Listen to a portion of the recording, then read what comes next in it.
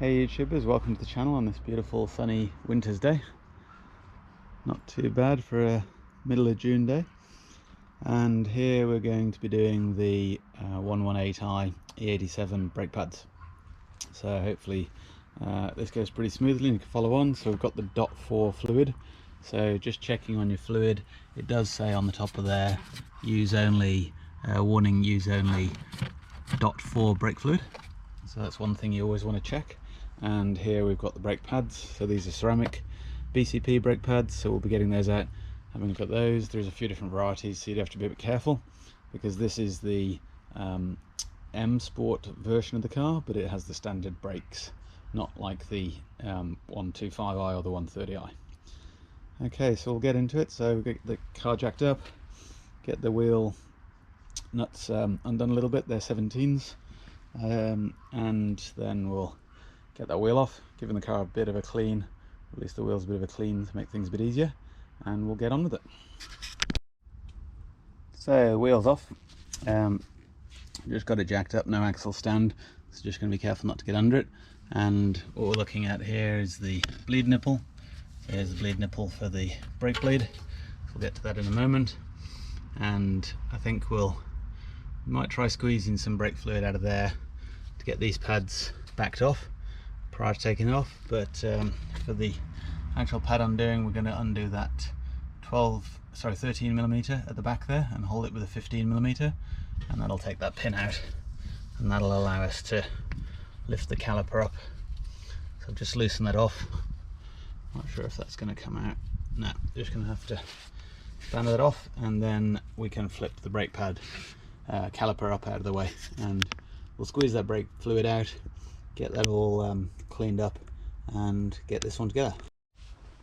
Okay, so we've got the old ones out and cleaned up, and you can see that the inside one has had the piston on it and the outside one has had the clamp. And you can see with the new ones that we've got two different shapes. So we've got the inners and the outers. It's actually handily written I&O on there, and we've also got two new bolts for the caliper clamp. That's the old bolt for the caliper clamp. I'll have to think about which one I want to use. Looks like the new bolts are slightly shorter, so we might just put some Loctite on the old bolt. And looking at the caliper, just cleaned that up and just grease the pins. The way to do that is just to push the caliper back and get that rubber gasket to undo there, and then you can push the caliper back and take that pin out and grease that one up. I've done that at the top and the same at the bottom. Just pull that off just to show you. So the same at the bottom, I've just made sure that that's nice to grease and ready to go, and that's the caliper slide. Okay, we'll get that back together and get the new pads in, and then I think we'll bleed the brakes once we've done all 4 pads. So I'm using this clamp today to push the piston back, and the way I did that to start with was pushing on the back of the caliper and the front of this flange here. But once you've got the disc pads in, I just had to push back even further on the piston just by putting the clamp on the piston onto that thing. I'll just get that water out of there in a minute. Just so that you're very careful there, you don't pinch the rubber as the brake pad comes down on the caliper. Okay, we'll get that together and get that bolt back. Okay, so on the left hand side of the car we've got this sensor, and that's a little bit different. So the sensor tucks into that part of the pad there, and it goes this way around, so the sensor starts to wear there, and you can see that one's just rubbed before, but that will rub again and earth out. So it must have been on the previous pads. And on the new pad, I've already got the new pad in. You can see it clips down in there and just clips firmly in there, ready to go. Does seem a little random, it's flapping on there. I might just put a cable tie on that just to support that wire, because it's looking a bit shonky there. But if you do need to change the cable, you pull it out of there and you take it all the way back into this little junction box back here, which I'll just give a bit of a clean up to, and we'll give that a wash. Okay, so that is the left hand front back together. Now we'll get on with the rears.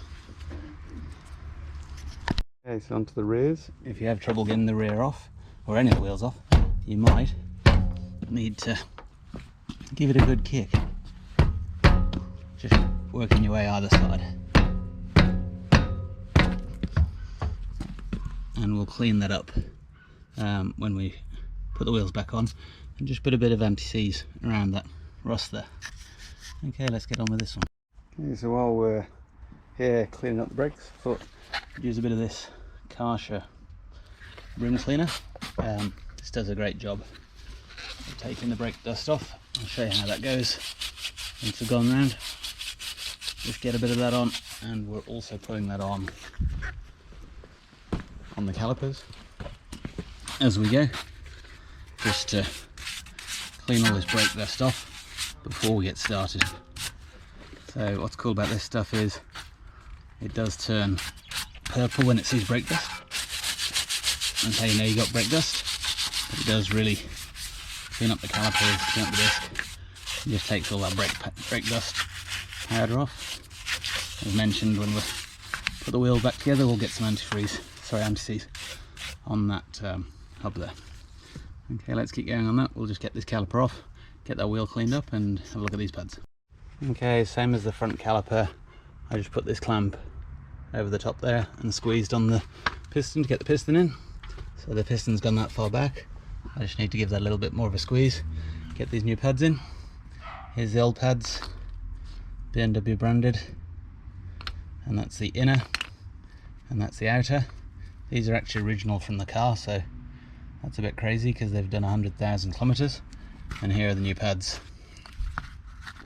going back in. So again, the inner and the outer, this time different brand, but you can see same design, slightly different here where the sensor goes in, but on this left hand rear, no sensor. We'll see if there's one on the right hand rear, but there's definitely no sensor being clipped in here, which is a shame because it would be good if there were sensors all around.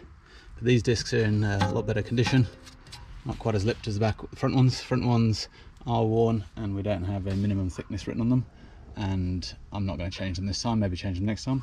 But otherwise everything looking okay here, so we'll see how we go and get it back together.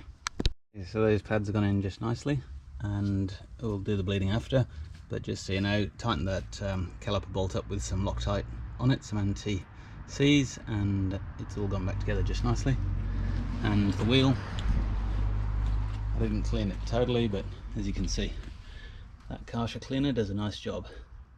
So if I get a chance, I might take some of this adhesive off in a minute, off some of the old wheel weights there, and get that wheel back together. The fourth one now, and same as the one on the other side. This one, it's only been on a year, but look, can you imagine if you're on the side of the road?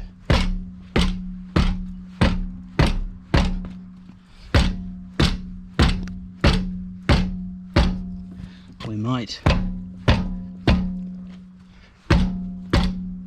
need to get a bigger hammer.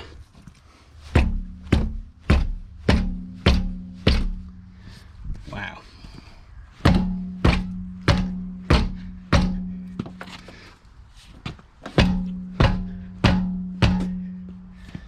Okay, I'm gonna have a little rest and get that off camera.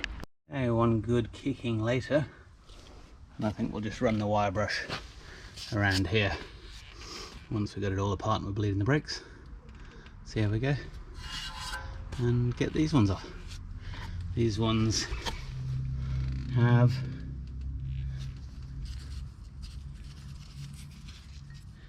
got a sensor. There it is, look. Good job, somebody. Thanks for doing that. So they've put it underneath the bleed nipple. That's a great job. After it got torn off, I'm pretty sure they've just left that open circuit. Okay, so we'll be taking that one. Luckily we've got one new spare one with the new kit, but I don't think it's long enough. So that wire goes up this tube here, goes along, up, and up here somewhere. So we'll go hunting, see what we can find, and decide which one we're going to change. Nice. Okay, onward and upward. So we got the final set of pads in there nicely. Did the same as before, just had to squeeze the caliper back, lift it up and over, and then put the bottom bolt in with Loctite. Here's what remains of the old sensor. So thanks very much, Mr. Mechanic, you've done a great job there. What is interesting is that sensor goes all the way back up the top there. I don't have one of those, so I do have a plan. Here on the pads, these are the old pads, they were pretty toast just on the last legs, and this is the sensor off that wheel, and this is where somebody's just wanged it off when they've been doing the wheel change or something, maybe the tyre mechanic. Anyway, that's not coming out, so that's where the old one's broken off, just inside the pad there. So I'm not going to be able to fix that. It's also interesting, it was already wearing, so it should have already put the brake light on, but we'll see how we go. We'll get on with the bleed and then we'll see if we can fix this sensor. So now moving on to the bleeding. So I've got this syringe, and you can pull fluid out using the syringe. We've also been pumping it out through one of the bleed nipples, and you don't have to get it all out, but it's a good idea to get most of the fluid out, because that's the fluid that's got the water in it that we're trying to replace. So for bleeding, I've got this tube on the nipple, and we've bled the air out of that pipe by holding this jar to the top, and then the jar's immersed in fluid. So every time we want to go up or down, so we can just go down now, we go down and up, we can just pump out one piston's worth of fluid. We're just getting near the bottom, I think. We'll just go until we suck air on this, and then we'll put the fresh fluid in and start bleeding. So we've cleaned this up a bit and de-rusted it and put a bit of copper slip on.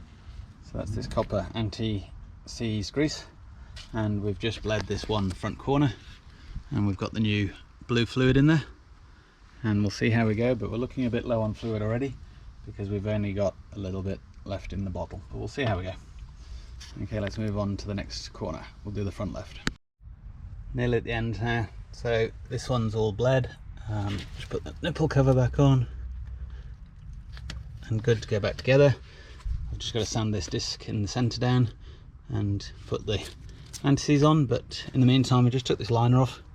So there's about 4 M8s and a few M10s, and then behind this liner is the connector for the sensor, and these clips are really hard to get off, but you can just lift this little top part of this clip, and on these clips just pull on this little tab, and you can then get the old cable off, which is the mess that I was left with by the previous mechanics. And luckily with my new pads I got this new rear sensor, which is longer than the front sensor, so we can stick that on, clip that into the disc, into the pad, and see how we go. Right, so all back together now and all cleaned up. Brake fluid's just below max. Just gave that a little wash off, had a little spill, cleaned up the engine a bit, and just need to do the brake bedding in. So I hope that was helpful for somebody, especially around those sensors. Thanks for watching, and see you in the next video.